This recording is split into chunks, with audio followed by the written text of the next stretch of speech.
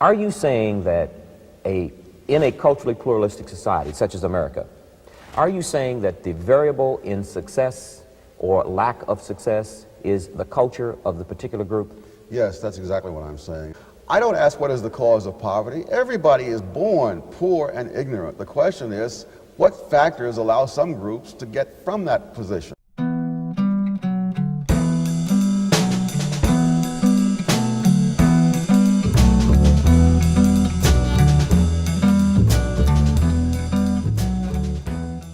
You cite 6 groups in 2 categories. You cite Jews, Chinese, and Japanese as overachieving groups.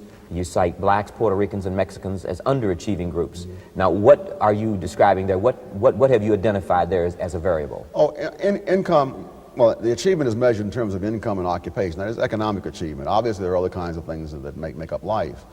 But, and I wouldn't want to stigmatize groups as permanently underachievers. If you look at generation by generation, you find incredible changes. The black population especially. The change in occupations of blacks between the 1920s and the 1950s is just phenomenal. So that what we're watching are people who, for cultural reasons and historical reasons, begin behind a certain level and have not closed the gap. It's like a relay race. You don't say that the runner is a bad runner because he hasn't closed the gap when he started 50 yards behind. If he's 40 yards behind now, we don't call him a failure. We say he's made up 10 yards. Well, I'm sure you do know the conventional wisdom in America is that every immigrant group to this country, with the exception of blacks, has closed the gap. That's not really true. It depends upon what time frame you're talking about and how you define the groups. The Chinese who've come here from Hong Kong and other parts of China since the Second World War are in dire poverty in many parts of Chinatowns of New York, of San Francisco, Los Angeles, in many cases far worse off than the average black. So that isn't true that every group has done this. Blacks started much further behind. I don't think people realize how much further behind blacks started and how much progress has been made. There's a distinguished economic historian, Robert Higgs, who has said that for blacks to go from being completely illiterate in the middle of the 19th century to being 1/2 literate and by 1900 is just an amazing achievement in the history of the world, that you very seldom find that kind of change that quickly. So it depends on what you're holding as your standard. The standard is that blacks haven't caught up with whites. Whites haven't stood still. Blacks who have education and who have experience have been moving up on whites and in some cases overtaking whites. If you look at blacks who have not finished high school, blacks who come from background of families that are broken and so forth, they are falling further and further behind, not only further behind the population in general, but further behind whites with the same disadvantages. What do you blame for that? You're not blaming middle-class blacks who are beneficiaries of affirmative action, are you? I'm blaming the incentives created by affirmative action, because when it comes to the incentives that are created, the businessman is going to try to protect himself whatever way he can, and that means hiring those blacks who are overqualified, who have a long track record and so on. And that's what all the data show, that the more, for example, black couples where the husband and wife are both college educated now make more money than white couples where the husband and wife are both educated. But the black female-headed family has lost real income in absolute terms over the past several years and has fallen further behind white female-headed families. So the very opposite trends are going on at the same time, and you can't argue this because of blackness or racism, because both of them are black people. One group is shooting way ahead, one is falling further and further behind. And a large part of that reason, I believe, and the data seem to suggest, is because the incentives created by affirmative action and similar kinds of programs just make it too dangerous to take a chance. I don't ask what is the cause of poverty. Everybody is born poor and ignorant. The question is, what factors allow some groups to get from that position? Blacks, first of all, started further back and are coming forward. And at this point, there simply has not been the pattern of entrepreneurship in the black population. That's been true of other groups such as the Irish, for example. The Irish are doing quite well today, but they're not doing well in entrepreneurial occupations. They're in the law, they're in the church, they're in this, they're in that, And on the bottom line is they're doing better than the average American, but they're not doing it in those particular fields. Every group succeeds in some particular area. Blacks who win Nobel Prizes don't win them in the same fields that the Chinese win Nobel Prizes in. You identified human capital in your book, and you say, now you tell me if I'm not paraphrasing you correctly, you say the Chinese succeed because they outwork everyone else. Oh, yes. Is it that simple? In a sense, yes. That if you put in enormous amounts of work, you're going to have a tremendous advantage over people who don't. A study was done in San Francisco schools to show Asians, blacks, whites, Hispanics, and how they score in various fields, and mathematics in particular. And there were vast differences, for example, between the Asians and blacks in terms of how many got high math grades. What struck me was that for both the Asians and the Africans, the number of hours that you spent working or doing homework in math was almost identical with the same percentage who got high grades in math. So that whether you're black or Chinese, if you spend an awful lot of time on the math, you're going to be doing better than the person who's not. And although there were great disparities, the disparities were differences in how much time you spent on math homework. Well, then conversely, Dr. Sowell, are you not saying that groups who do not overachieve are groups who don't work hard enough? Sometimes, but sometimes the government itself makes it impossible or very difficult for groups to work hard enough. The minimum wage law is one classic example. Occupational licensing laws are another. Insofar as the school system fails, those groups that don't have an independent educational tradition are lost. Whereas if you have that independent tradition, even if you go to a bad school, if the parents can help you, if you get the maximum that you possibly can from the books and so on, you still may achieve quite a lot.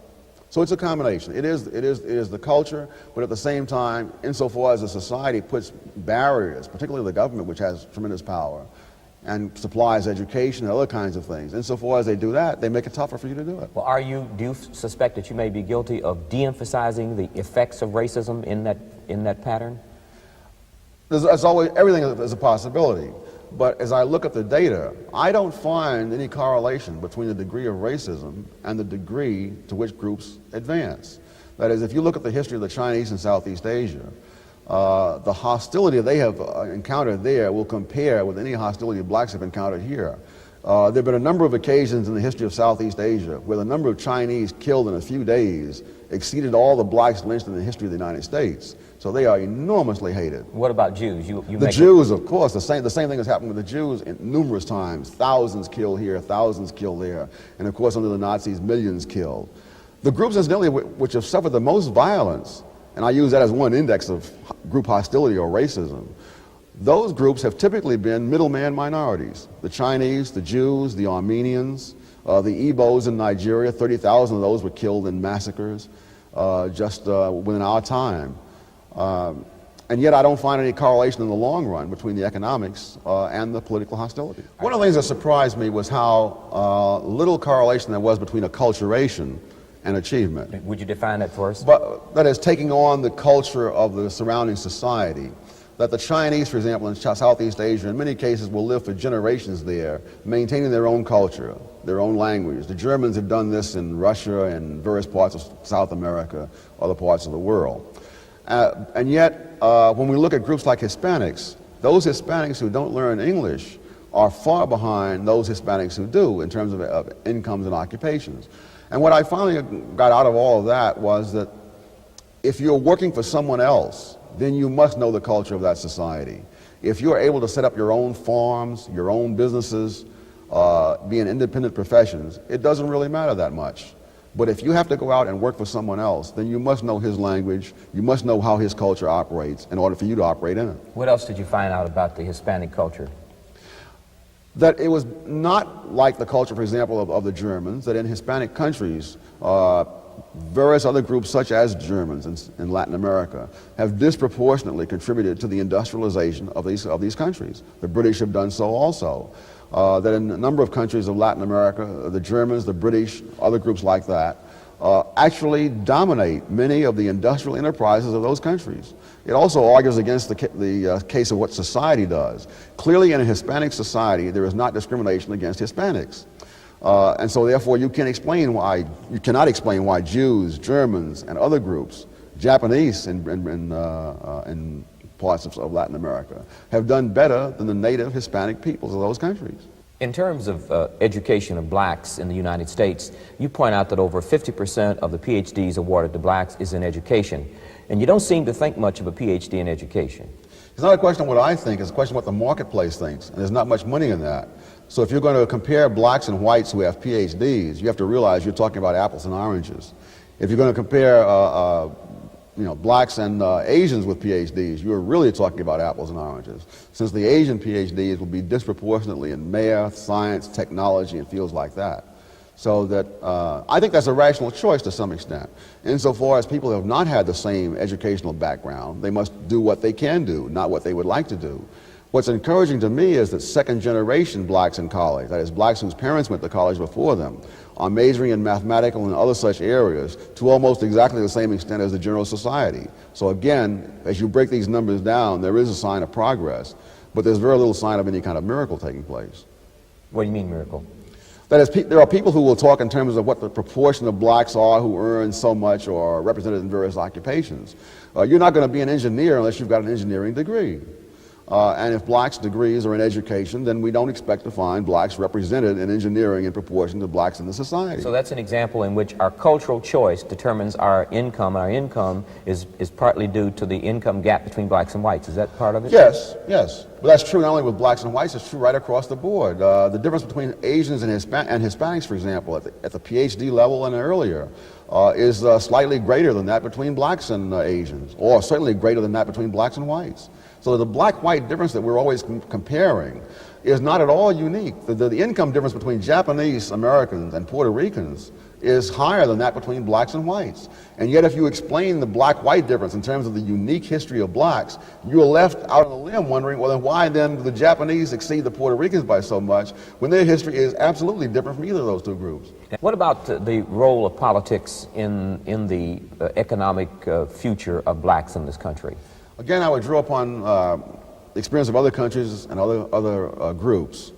I can't think of a single group anywhere in the world that has risen from poverty to affluence through politics. There are any number of groups that have risen from poverty to affluence through almost every other conceivable means. When I look at the groups that have had spectacular rises, like the Jews or the Chinese, they are almost invariably groups that stayed away from politics. And they usually stayed away until after they became affluent. Some of them could then afford to go into politics. But that was not the mechanism by which they got where they are. What was the mechanism? Basically work, skills, saving. Now, you're saying then that the train in the black community, in terms of voter registration and political power, political empowerment, is on the wrong track. I think that if what you expect out of that is economic advancement for the mass of black people. Now, if all that you're looking for is some advancement on the part of the leaders, or if what you're looking for is something like what happened in the Civil Rights Revolution, where you needed to get the Southern Jim Crow system broken, that was an enormous achievement through politics, as I point out in the book. So it's not that politics can't do anything. It's a question that politics, like everything else, has some things it can do and some things it can't do. And from what I've seen of groups around the world economically, one of the things it seems not to be able to do is raise groups from poverty to affluence. People have discriminated against other people wherever they've had the power to do it, almost everywhere in the world and almost every period of history. Some groups are kept back by this, and some groups, it seems to make no difference whatever. Insofar, for example, as you have entrepreneurial skills, the fact that people didn't hire Jews in the 19th century didn't stop Jews from hiring each other and setting up and dominating industries such as the garment industry or the beginning of the great Hollywood movie studios and other areas of the economy. It is the skills that are crucial and not the fact that other people are willing or unwilling to hire you.